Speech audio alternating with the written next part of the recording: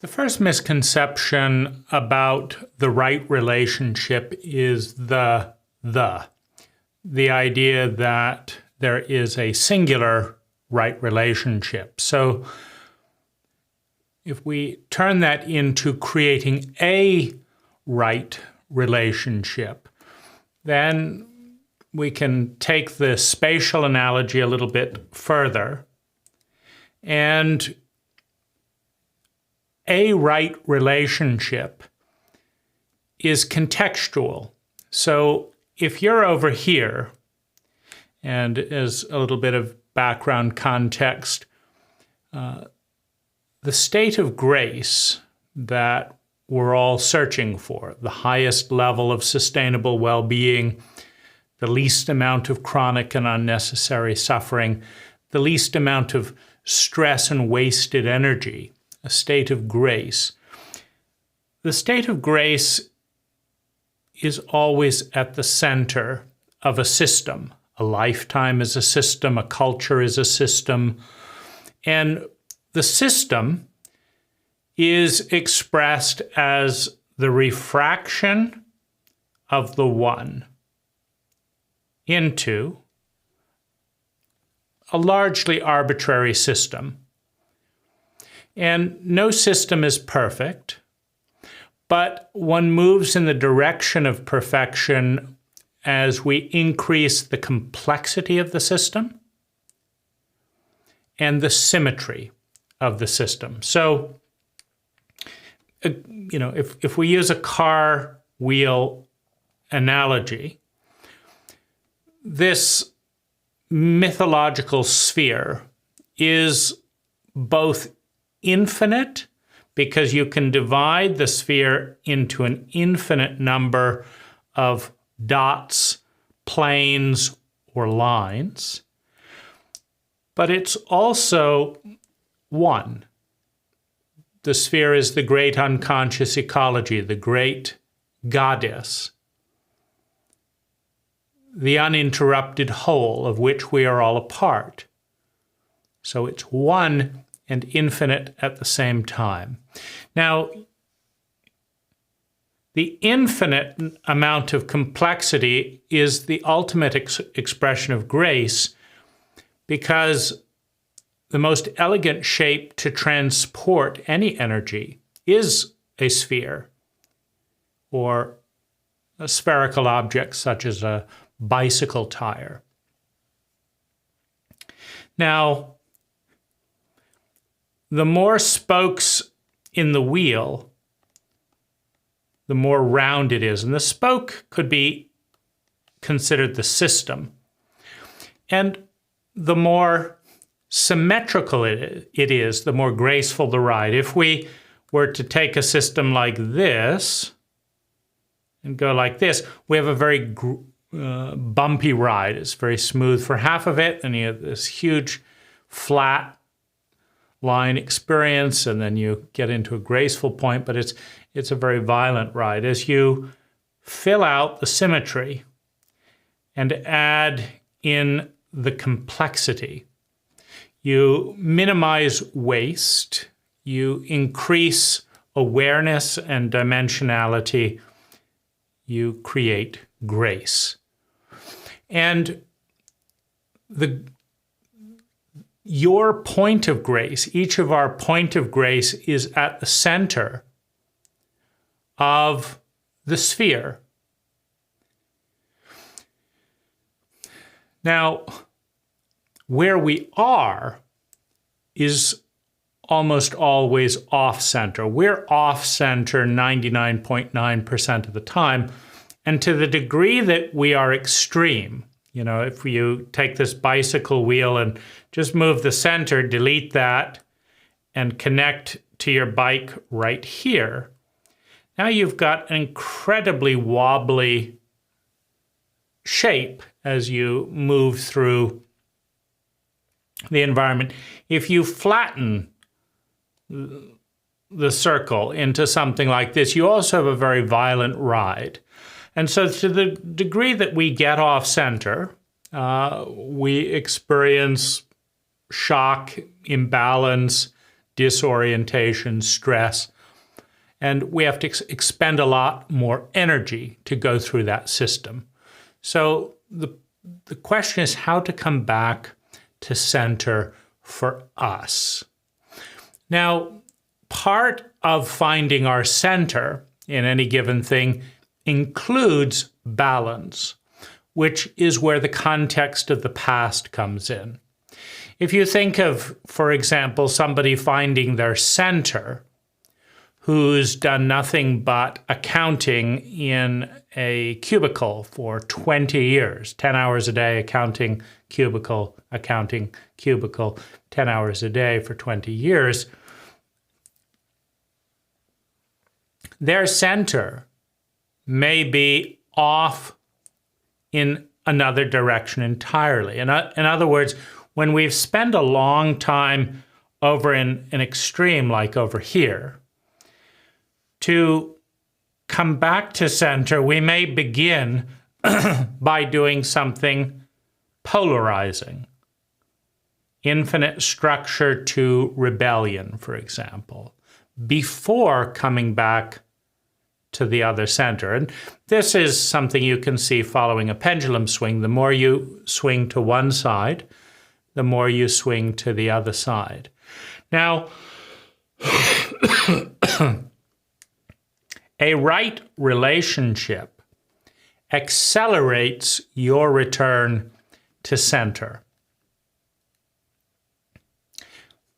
So, if you're stiff and unspontaneous and structured, someone who is highly spontaneous, etc., that helps you get to know that side of you, that helps you step into that terrain of your shadow, the part of yourself that is probable, but that has been suppressed and denied in favor of the part of you that is actual, is a step forward. So this journey towards grace is another way of saying the journey towards intelligence. Now, intelligence is measured by the efficiency with which time, money, and natural resources are transformed into sustainable well-being. So, a right relationship, a relationship that takes you on the right path, is taking you in the direction of more sustainable well-being with less energy consumed, which is another word for grace. So that's the big picture. Let's look at some of the smaller aspects of the right relationship, some of the dimensions to analyze on that path to grace. One of them is the sensitivity continuum. And for that, I'd suggest the highly sensitive person. You could also look at Quiet, a book about introverts. But the highly sensitive person goes into some of the biological reasons and some of the social implications of the fact that we're all at different points on the sensitivity continuum. So if your partner is highly sensitive to certain things, their pain threshold around stimulation will be faster in that area. You think of someone with sound sensitivity. Someone has incredibly sensitive ears and you turn up the volume. Around the point where it's getting interesting for someone who's, auditorily insensitive, it's getting painful for someone who is auditorily highly sensitive. And that threshold of what's pain for one person and just getting interested for another person and boring for another person is an important element in the relationship to be aware of. Another thing is the love language. Acts of service, romantic gifts, touch, words of appreciation, and quality time. There are probably other nuanced love languages, but it's important to deliver the energy of well-being in a format that the other person can receive it. And it's not just the love language, it's the specific code, the specific pattern within that love language. You have, for example, continuums of pace. If one person says da-da-da, da-da-da, da-da-da, that's their pace of speech. Da-da-da, da-da-da, meaning they say 3 seconds of stuff, they wait 3 seconds, and then they interject 3 seconds of stuff. Yeah, you're right. Yeah, you're right. Yeah, you're right. That's their pace. Whereas someone else has a much slower pace and maybe talks for 10, 15 minutes and then wants to listen for 10 and 15 minutes. But the da-da-da interrupts that pace and then has nothing to say for most of the 15 minutes because it's a reactionary pattern. And so chemistry are all of these little subsets of flow. I've written a book called Co-Creating Conscious Chemistry to bring awareness to some of the many dimensions of chemistry.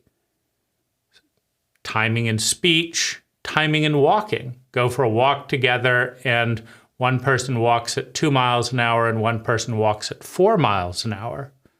In an hour, you will be 2 miles apart. In 2 hours, you'll be 4 miles apart. Or you're starting to build up friction. Another important subset of chemistry is attachment template.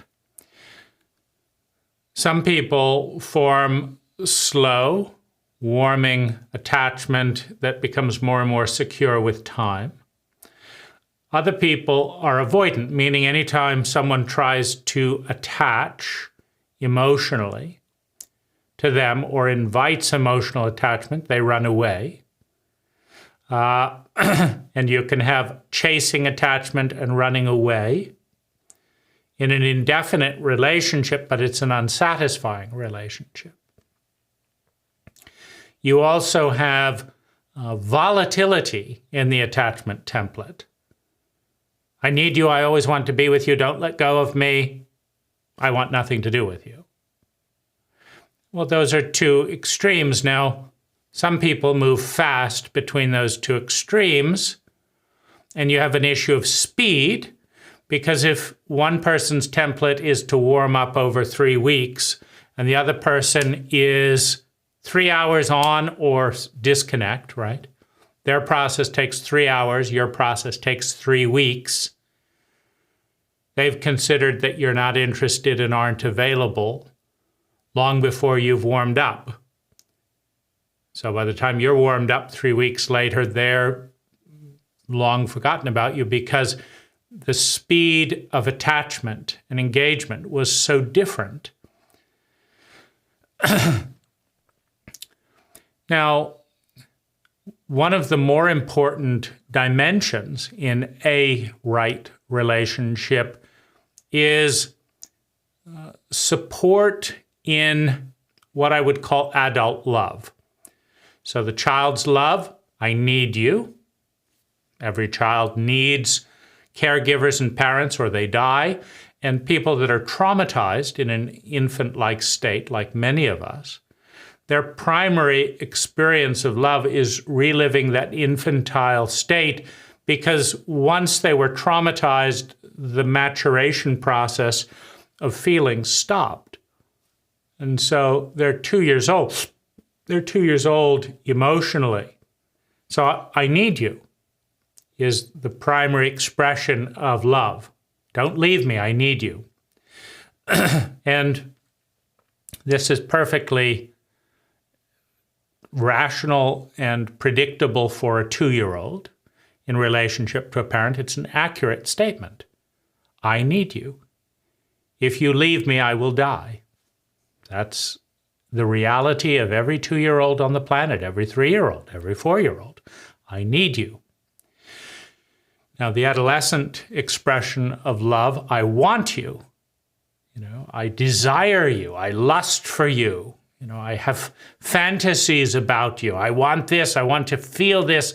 I want you to do this for me. I want you to do this for me. Similarly self-centered. I need you. I want you. The adolescent expression of love. Seeking sensation, etc., in the other. Now, the adult expression of love is something that many of us have never fully experienced and don't fully understand and are certainly not masters of. It's called adult love.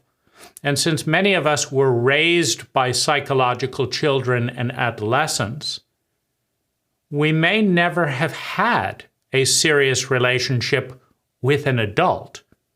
Oh, they were 30 years old, 40 years old. They had giant bodies relative to a 2-year-old, a 5-year-old, etc.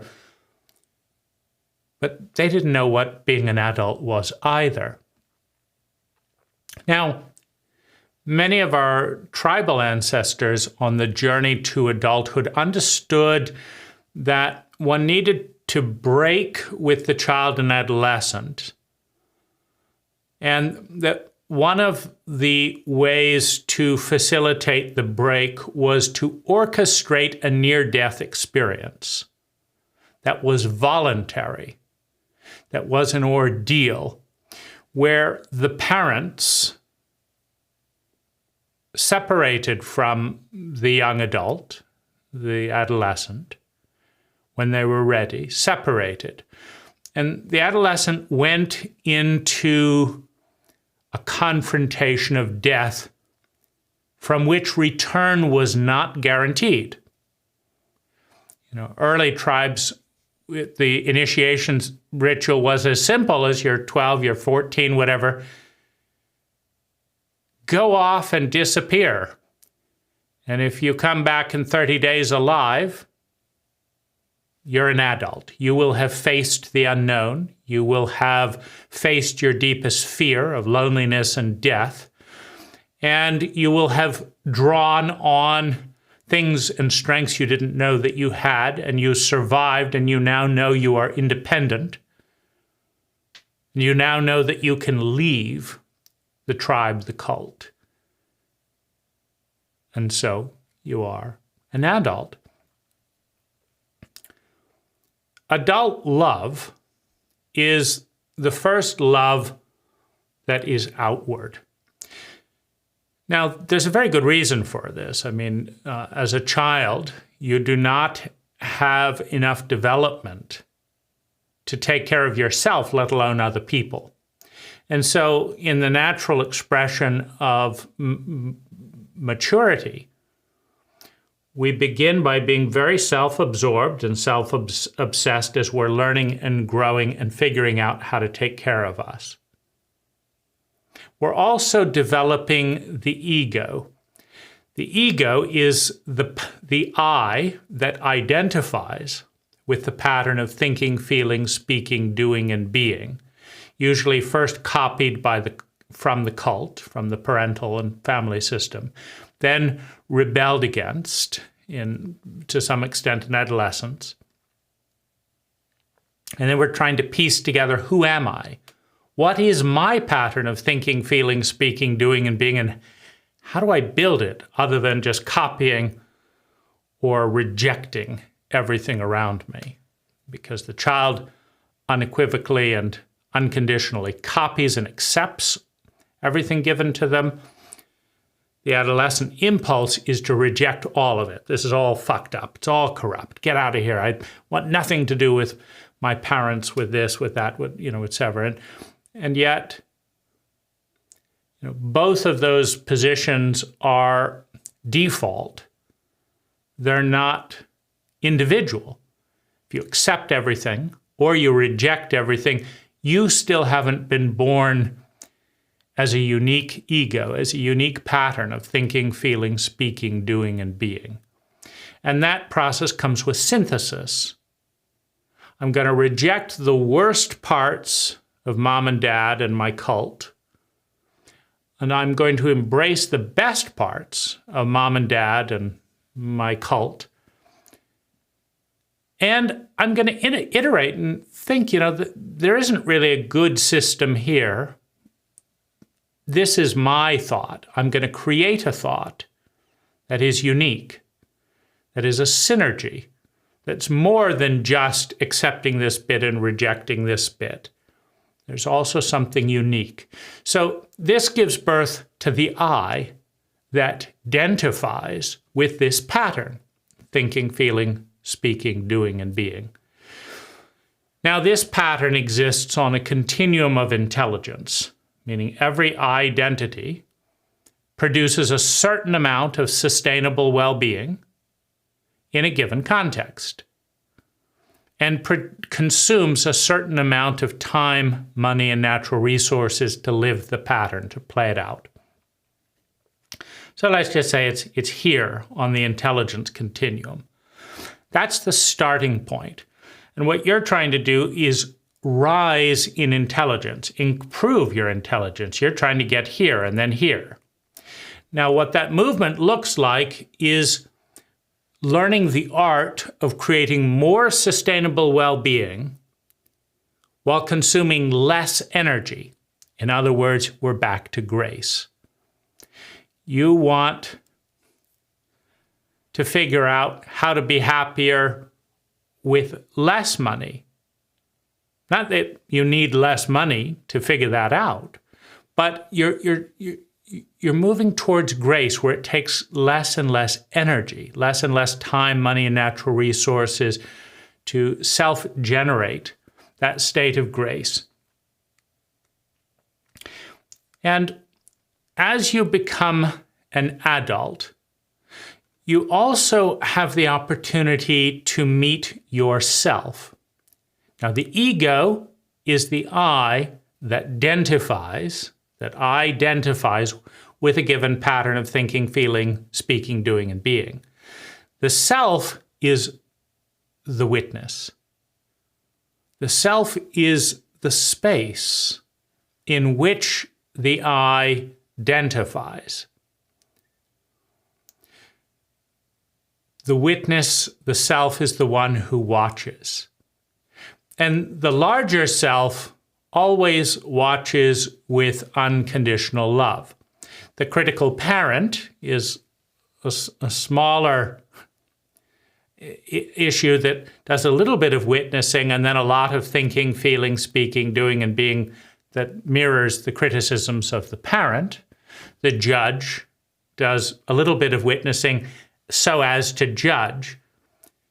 But the self is the one that witnesses just to be in the presence of reality, of existence. And it is also the transcendent one. The self is transcendent because it is beyond the structure. It is outside of the system. There is no language for the self. It is the witness with no other purpose than the joy of witnessing. It is the highest brain, the transcendent brain of the self, of the witness, that sees no boundary between itself and all that is. It is the divine brain in the sense that the divine references the ecological whole, the undifferentiated one. Now, we all start out as part of the divine, and then we descend out of the ecological whole through the doorway of distinction, the knowledge of good and evil. When we cut the whole in two, with language. And this is a very important thing to differentiate. When we cut the one in two, when we divide the one into words and we say this is a finger and this is a hand and this is an arm, what we're doing is we're taking the undifferentiated whole and we're dividing it up into a grid that is symbolically referenced with words, with numbers, with coordinates. And now we're referencing the symbols and the coordinates. We are no longer referencing reality. We have an idea about a word, and when we say that word, we're referencing the idea. The reality is far too complex for the conscious mind, and so it is unconscious. What's conscious is the symbol, is the placeholder, is the dumbed down sign that says there's some general reality that is far too complicated to understand around here. And we'll just put a word love here, and that sound will take you in the general direction, but there's this vast undifferentiated whole that we can go into as much as we want. Maybe we get lost in the minefield, in the maze of tunneled thoughts and ideas and impressions and memories. But none of that is love. It is the idea of love. So we descend from the undifferentiated whole into the knowledge of good and evil, the knowledge of polarity, and then from there, the entire infinite shades of gray in between, the infinite shades of color in between. Every time you have a polarity, first of all, they're archetypal because there is no perfect pole. And then secondly, as soon as you define a polarity, you can now divide that polarity into 1 billion gradations and still have 10 trillion more to go. It's an infinite division process. And really what we're looking at and how much we divide the whole is how much we can process, how many distinctions we can process without getting lost in the computation with a brain that has very little RAM. You see, but the self is outside of that. The self doesn't fit in the box. The ego fits in the box. The self has no boundary. And it is the one that is. It is the one that watches.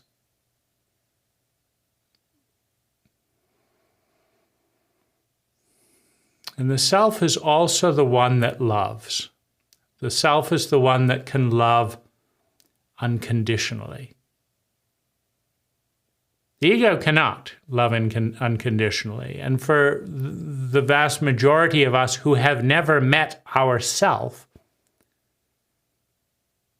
the compassionate witness, the transcendent one, well, we can't imagine unconditional love. He has to have the right teeth. She has to have the right this. Those are conditions. I could never date Hitler. That's a big condition. I don't like people with big noses. Another condition. People with this smell. I just, So the ego has nothing but conditions. And so it's never good enough, right? Because that's on a grayscale. The ego can never be perfect for itself or anyone else. Because as soon as you lay down the conditions, and the ego is the conditional lover, as soon as you lay down the conditions, you have a continuum with an archetypal perfection up here, and a nightmare down here, but nothing is perfect in the distinctive world of conscious thought. Nothing is perfect. And so it could always be a little bit better, a little bit more. I could have more things. I could do more things. I could do this in order to be closer to the ideal of lovability. So the ego creates a series of judgments and filters and then tries to live up to its own standards. And, when the ego is formed with relatively little conscious analysis and little input from the self, particularly when we've never met ourself, when the ego is formed in the remnants of a shame-based, highly critical cult, and it's worth noting that shame and fear of loneliness, sell a tremendous amount of product. It's one of the more reliable venues to, or vehicles for facilitating fear-based commerce. And in a traumatically illiterate culture, in a highly traumatized and traumatically illiterate culture, fear is the easiest emotion to stimulate because it correlates with the reptilian brain. And so one of the easiest ways to sell something is to produce a fear visually. That is the problem. You produce pain in the commercial in some form, shame, pain, trauma, and its probability. And then so you've created an illusionary puzzle, and now you solve the illusionary puzzle with your product, and the tension dissolves. And then instinctively, the body of the reptilian brain, of reptiles of human beings in a reptilian state, want to rush out and assuage their fear and their shame by buying the product. And so, in that, the more that is played upon, which it has been played on a tremendous amount in order to stimulate the economy of otherwise largely unnecessary commodities, that's a very paranoid, frightened ego that's never good enough, right? Doesn't have the right breath, the right this, the right that, the right, etc. Whereas as we move into the terrain of the self, none of those distinctions exist. There's just presence. There's being with what is. And as one enters the state of being with oneself, the state of consciousness that transcends language, now all that conditionality falls away and the gradation of perfection falls away. And we're just here. And we're just present. And once you find that place, see, the self emerges at the center of a traumatically healed ego. So in highly sociopathic cultures such as our own, there's large amounts of shame, pain, and other traumas that are induced during the maturation process, create this tremendous panic and often freeze the ego in different states of development. And as that comes into balance and the ego develops some confidence that I'm not dead yet, basically, and I'm still not dead, and I'm still not dead, and some nice things are happening, and I can take care of a few things, well, then we can start to make room. The ego can calm down a little bit. And you can think of the self as the radiant sun when the winds and the rains and the lightning have subsided. Now, those are all kind of the storms of the ego. And so the self is what remains when all of those have thrashed themselves out. The self is what remains. And the self is the place of adult love. The self is the one that can love the ego unconditionally, can nourish the ego. And the ego can begin. Now, the ego is the I that identifies with a pattern of thinking, feeling, speaking, doing, and being. And every one of those patterns, if we look at the kind of the undifferentiated self here, so a pattern of thought, a pattern of feeling, a pattern of doing, a pattern of being, and a pattern of speaking. So thinking, feeling, speaking, doing, and being. Each of these recurring patterns of energy obscure the self. So here's this neutral space.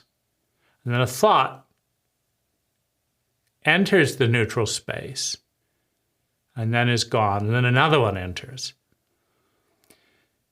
Now, an identity is denser than the self, or it's at least in the foreground, at least for the conscious mind that is viewing the world through thought on the foundation of language.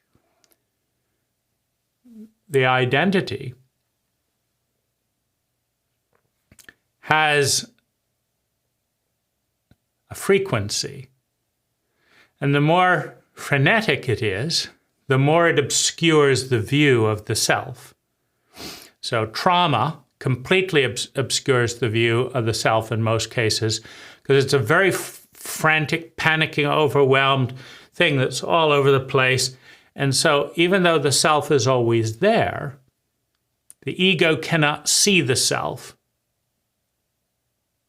And the self never takes over. The self doesn't take control. The self doesn't impose itself. You could think of the self as the clear, still water that perfectly reflects all that is in a state of grace. And that the identity is the ripples. And the more violent the waves are from thrashing about, etc., the harder it is to see the self. But when we still our frenetic activity, which is impractical, like if a bus is driving towards us and our kids are out lost in the neighborhood, that's not the time to still one's thought. No, one has to frantically go out and find the 2-year-old and get out of the road from the bus and figure this out, which is why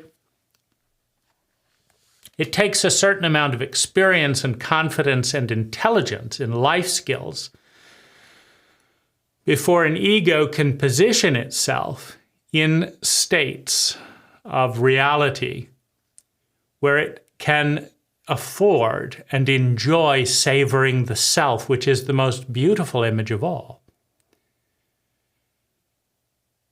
Because when there's nothing left of the ego, the water is completely still.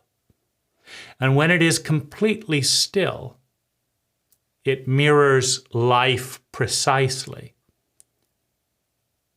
And life is the most beautiful, the most true, the most good, the most graceful shape that there is. I'm not talking about culture, because culture is simply the macrocosm of the ego.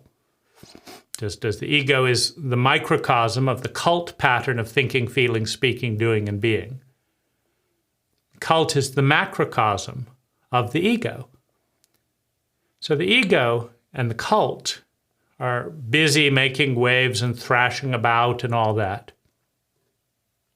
Busy running out of this and solving this crisis and that problem, etc. And we need an ego to solve all those things, to manage the fulfillment of our human needs. We all need to survive. We need to feel secure in that survival. We need an experience of love and belonging from self and others. We need self-esteem and a certain amount of validation and acceptance. We need to understand our talents. We need to develop those talents. We need to bring those talents in a way that creates abundance for ourselves and others in the world. And then we need to become part of something bigger than ourselves. These are fundamental human needs. We need them. And the ego is setting about the pattern of thinking, feeling, speaking, doing, and being that will allow us to fulfill our human needs in a given natural and cultural ecology.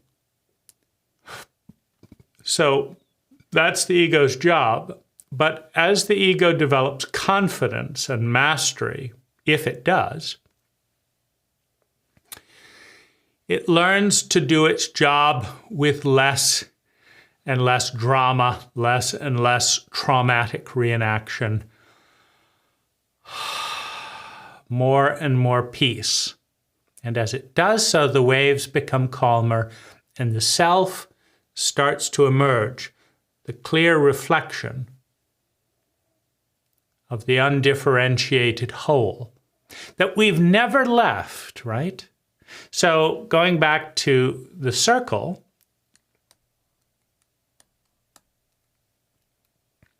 we always are, have been, and will be part of the undifferentiated whole. We descend into the knowledge of good and evil, the knowledge of black and white, of polarity, of yin and yang, through language. We develop a dualistic lens, and we break the circle into poles, into opposites. Every time you draw a line, you create two sides of the line. And out of the comparison between the two extreme points of that line, you get conscious awareness through language. You get thought through language. Now, once you've divided the world into all these distinctions, hot and cold, black and white, up and down, right and left, male and female, now you divide each of those into bunches of little bits. This is a female finger, and that's a female hand, and that's a female breast, and and so now you divide all that, and then this color, and this. You just create endless distinctions, and in doing so, you create endless thought, and in doing so, you create endless consciousness, endless human consciousness.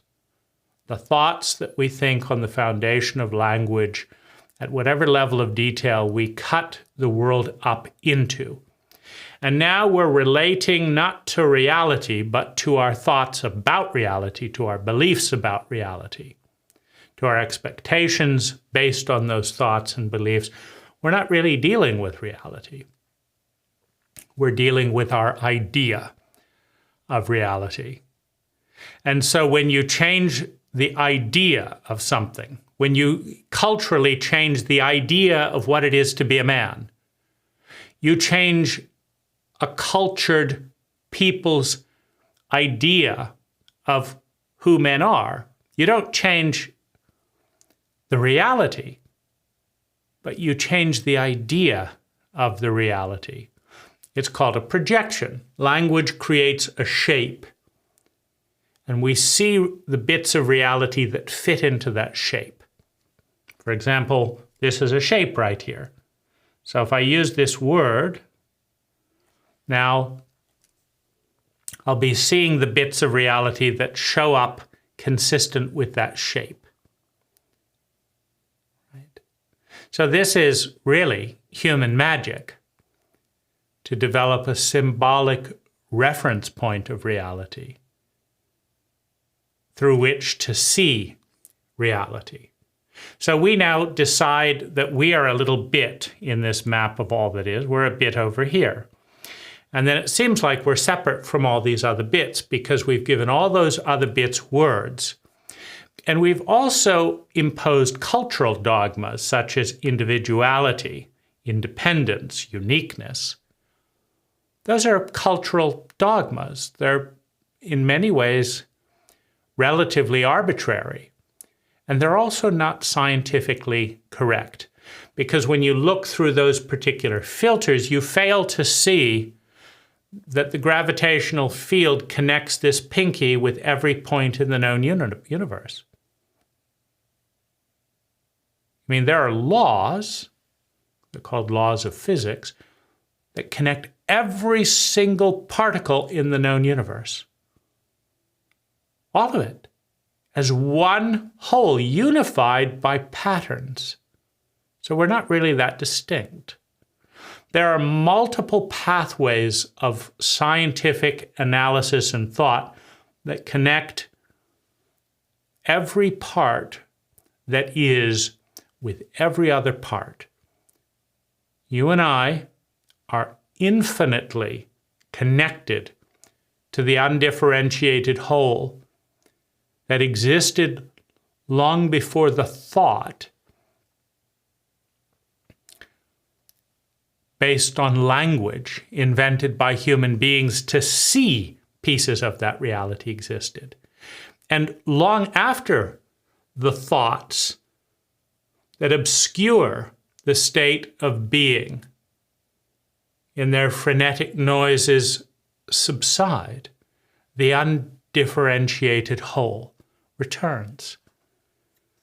Meaning, there's a circle that we're all integrally connected within. And we cut the circle up into bits. And we locate, see, we cut time into bits, we cut space into bits, we cut color into bits, we cut sound into bits, we cut light into bits. We don't really cut them into bits. What we do is we look at the vast complexity of the undifferentiated ecology, and we apply a grid to it. And what the grid does is it deletes 99.9% of the reality of all that is, and it leaves a tiny, tiny remainder. And that remainder fits within the computing power of the conscious mind. It could be considered the RAM, the bit that synthesizes and creates the current screen on a computer. That you need a certain amount of RAM for that. But the entire program, the entire hardware drive cannot fit on the RAM. 99.9% of reality does not fit into the conscious mind. It is unknown, and it is unknown. And whether we're looking at the vast amounts of time that exist between each second, or the vast amount of space that exists between a millimeter,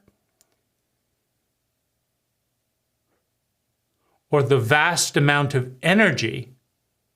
A single finger has enough nuclear energy to power the planet.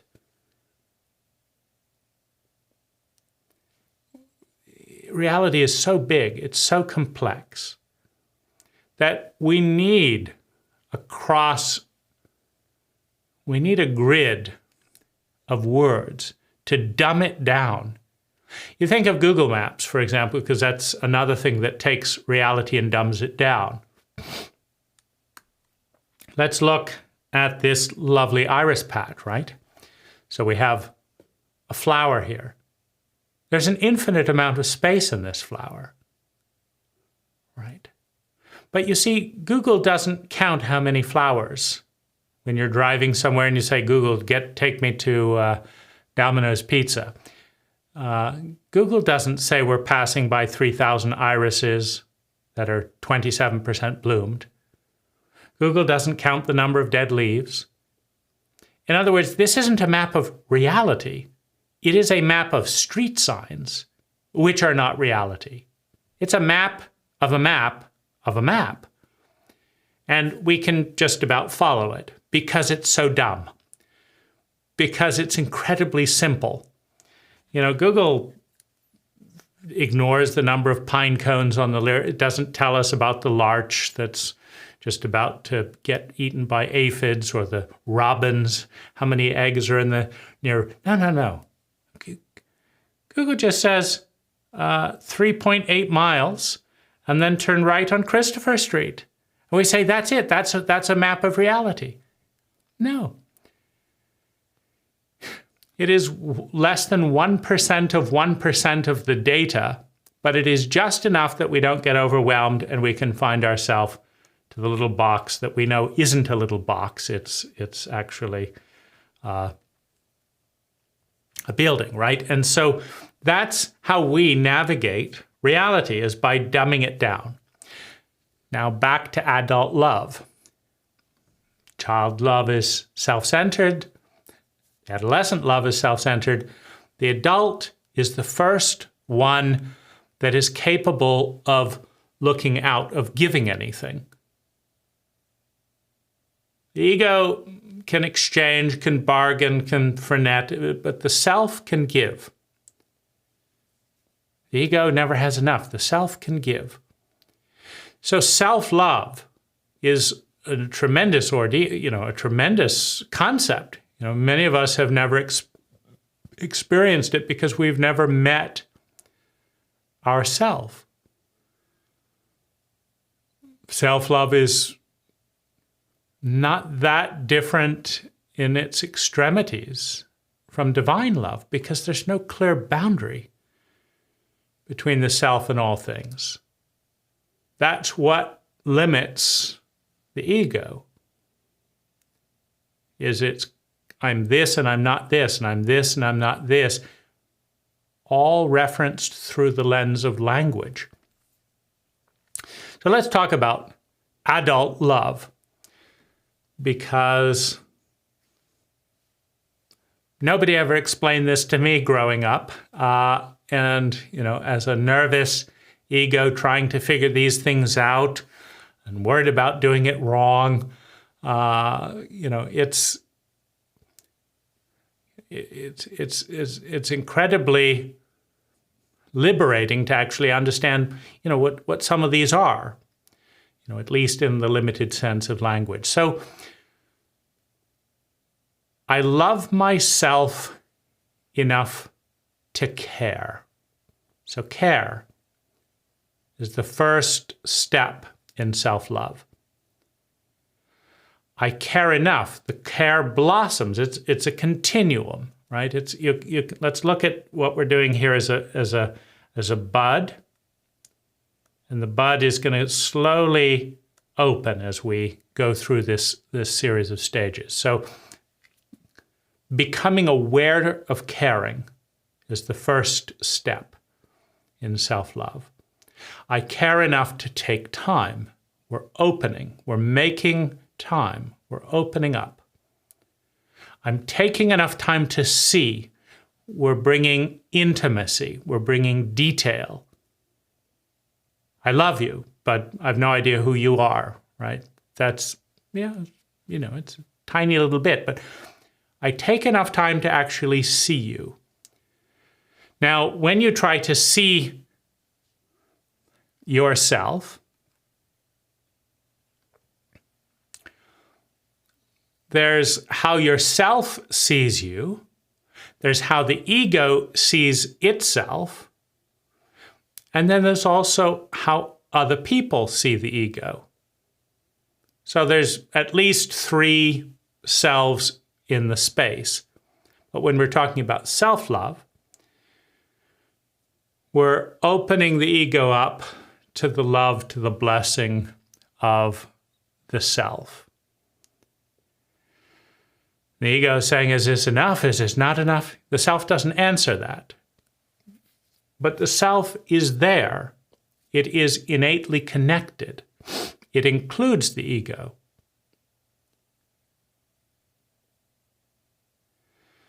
So the ego can relax into the self and the waters can calm down. And then the ego can be blessed, can be nourished as it disappears into the uniqueness of what is. I love myself enough to take time. I take enough time to see. Now, each of these are like waves. So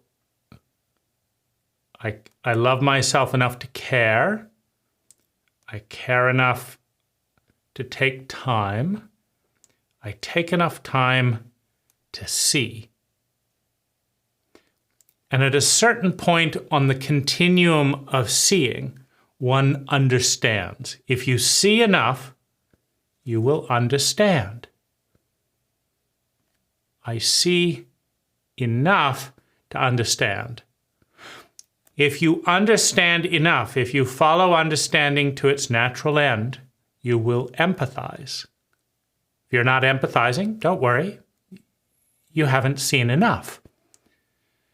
You may not have seen enough of yourself, of your ego. You may not have seen enough of the world.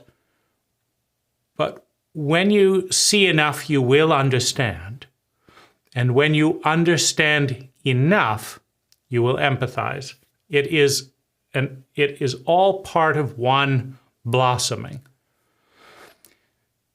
Now, when you patronize or look at saying, oh, I empathize, and I've got to go, right? When you empathize enough, you are changed. Your identity changes. Your pattern of thinking, feeling, speaking, doing, and being changes. I love enough to empathize. I empathize enough to change, to attune, to honor, to be different because of what I empathize with. Because I empathize with you, I'm now thinking this rather than this. Because I empathize with you, I'm now giving you support rather than withholding it. So I empathize with you enough to change, to attune. And, so I attuned, I changed, but it didn't work out, right? I attune enough, right? There's a feedback loop. When you think of planes flying to a target, right? So they're flying. They're actually off course 95% of the time, but because they're constantly getting feedback, they're reattuning to the target, to the destination. So it's not just I'm empathizing enough to attune. I'm attuning enough to arrive at the destination. And the destination is the ultimate measure of adult love. Because remember, adult love is the first love that is not about the ego. I want this, I don't want this, etc. That is, I need and I want. Adult love is the first love that is about the other. The parts of ourself that transcend the boundaries of the ego. In other words, the 99.9% of us, that is all that is.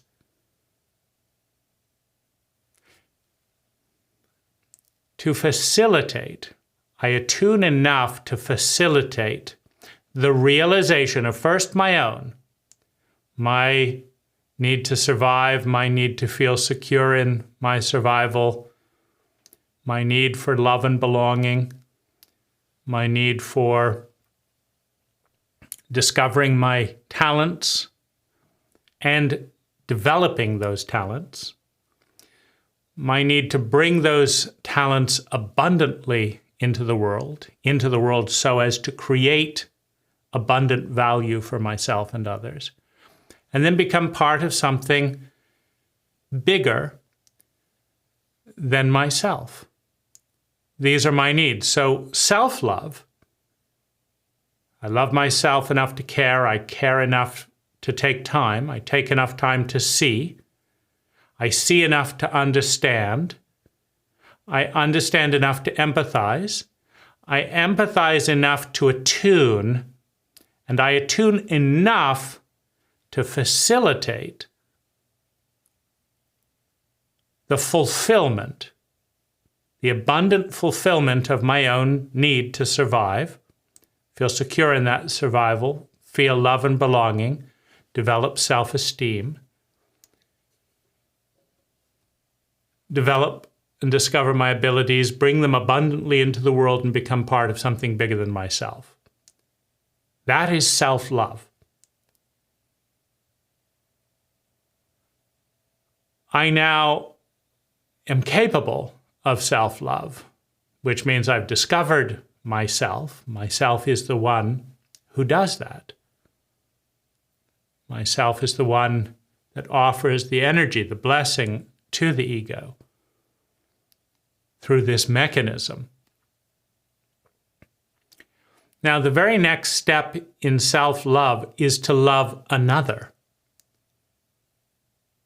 Now, in our cult, we're quite frightened of being loved. You know, if someone comes up and says, I love you, oh dear, let's see, where's the exit? How can I get out of this? But we're never talking about what I just talked about, right? Many of us have never been loved by self or by another self in our entire lives. Well, there's a glimmer here, there's a hint there, and in the meantime here and in between a commercial, there's a hint, you know, I saw you a little bit before I got busy on this other thing. I understood you. There was just 10 minutes, you know, for 10 minutes last week, I understood you. I was too busy to empathize. I was empathizing with myself and feeling all my worries and all that, so I didn't empathize, and I certainly didn't change my behavior, but I understood you, and it was like, that's enough, and go away, and I'm going to get on with my problems.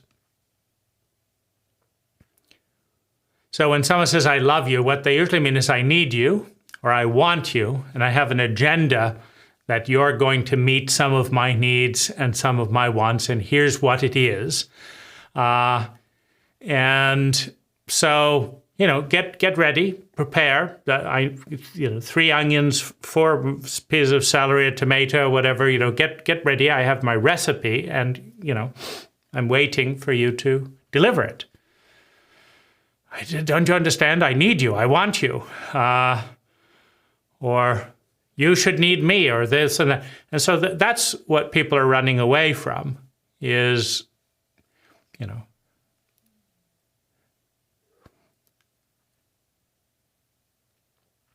nobody runs away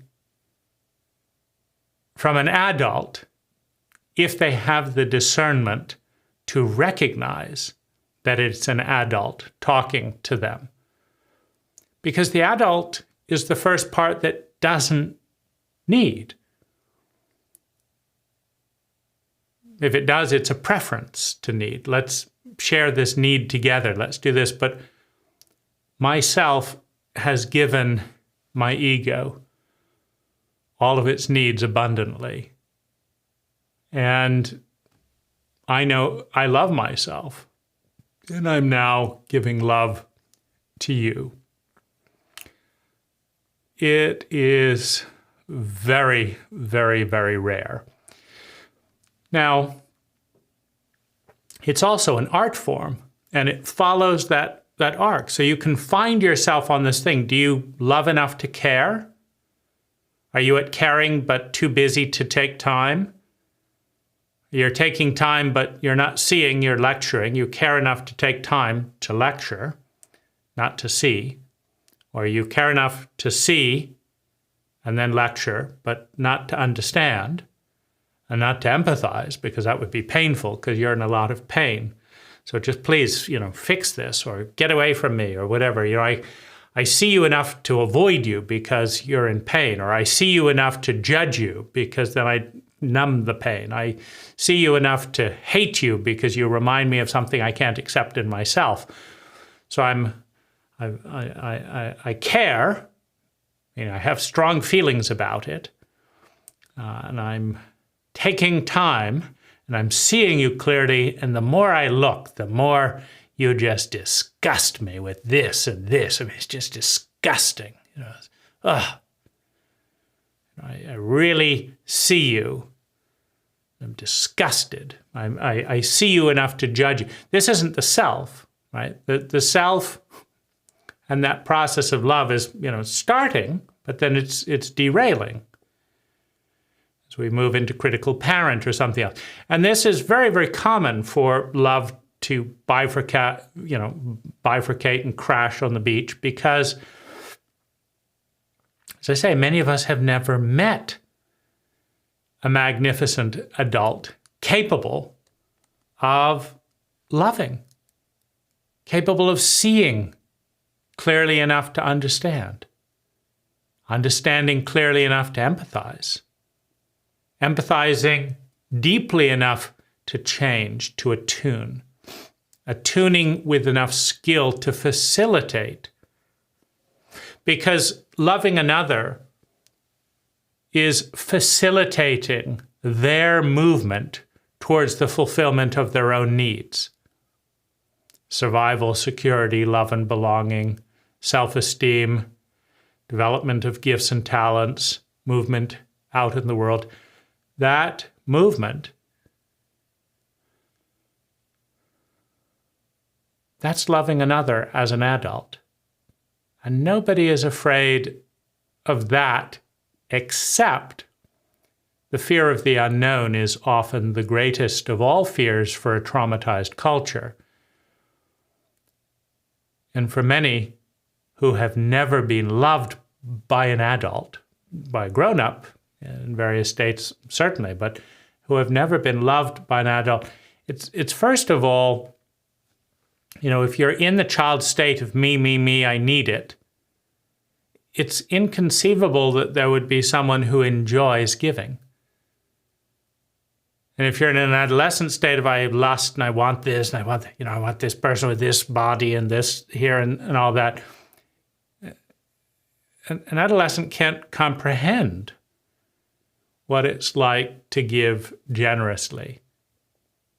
One must experience the self before giving makes sense, let alone can be seen for the joy that it is to the self, the joy of being. Among the many paradigms of love, joy in the presence of life, in the presence of self, in the presence of another. It is the self that is capable of joy in the presence. The ego is, what's your angle?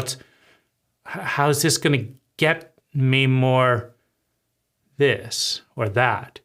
The ego is, it's the self that has joy in the presence. It doesn't need anything. It never did.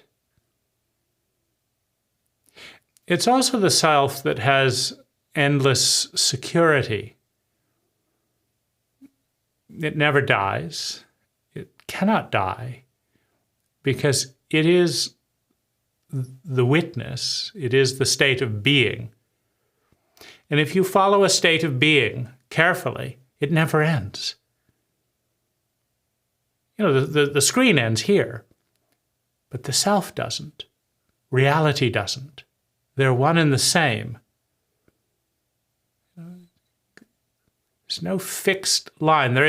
You can draw a line with the body. You can say, no, this is me and that's reality. Me, reality. But how does that work exactly? So that's reality, this is me. Well, isn't that the space around you? Well, can you exist without space?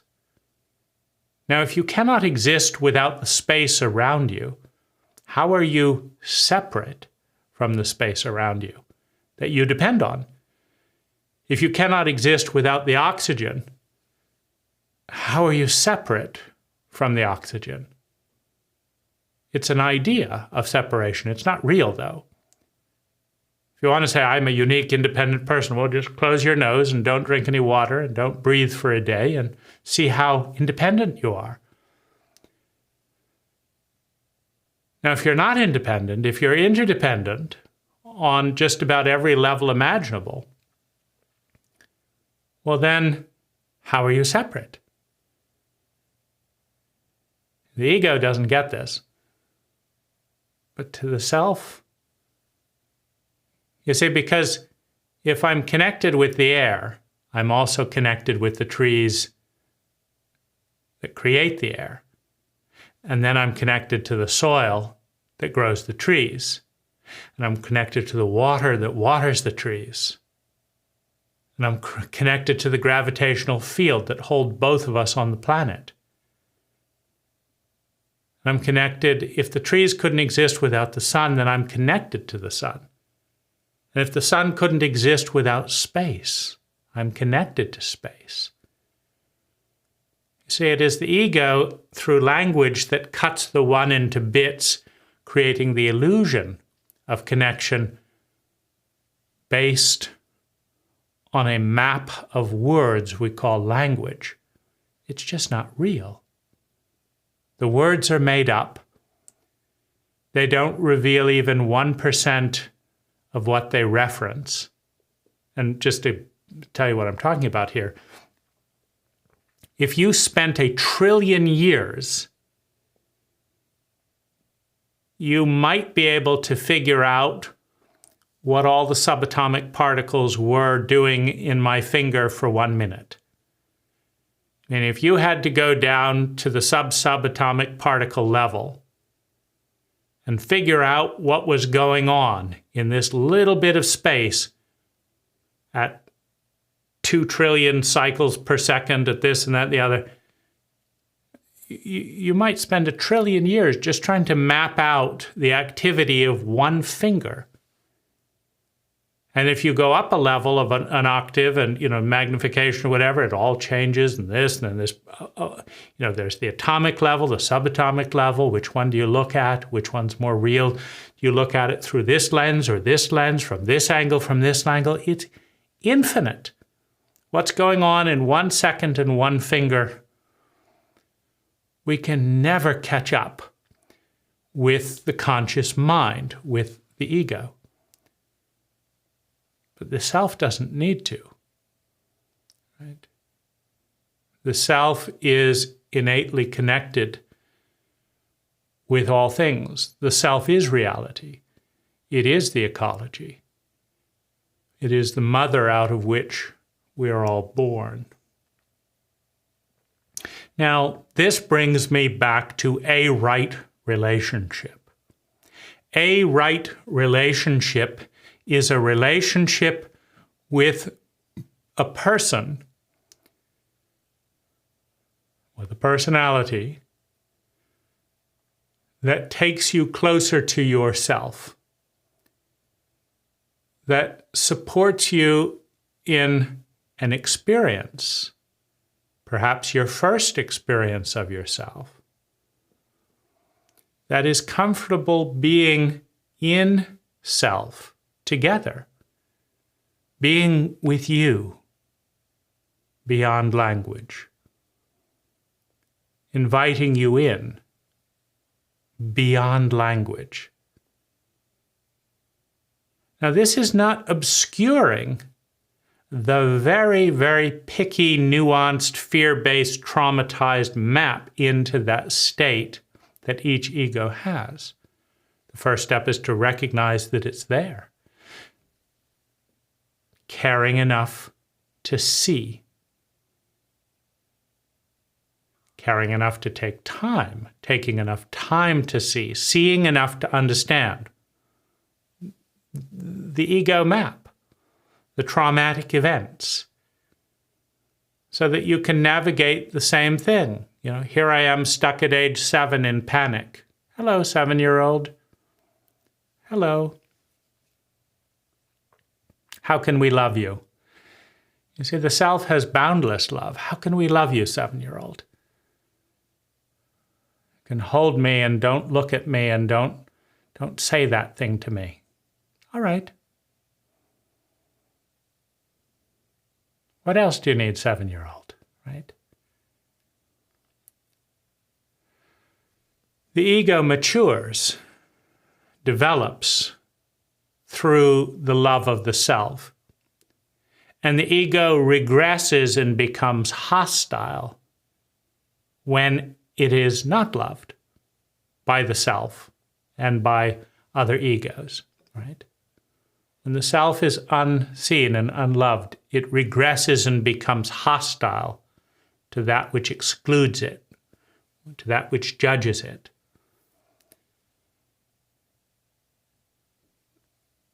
The self is the source of the energy that can mature the ego into a healthy pattern of thinking, feeling, speaking, doing, and being that is relatively intelligent, meaning it produces a fair amount of sustainable well-being for self and other people without consuming that much energy. It's a sustainable identity. I identify with that pattern of thinking, feeling, speaking, doing, and being. So a right relationship is one that takes you in that direction, in the direction of both building an intelligent and mature ego and meeting the self and loving the ego so that the ego can mature and evolve and grow to be comfortable enough calming down, disappearing for stretches of time to be in that ecstatic state.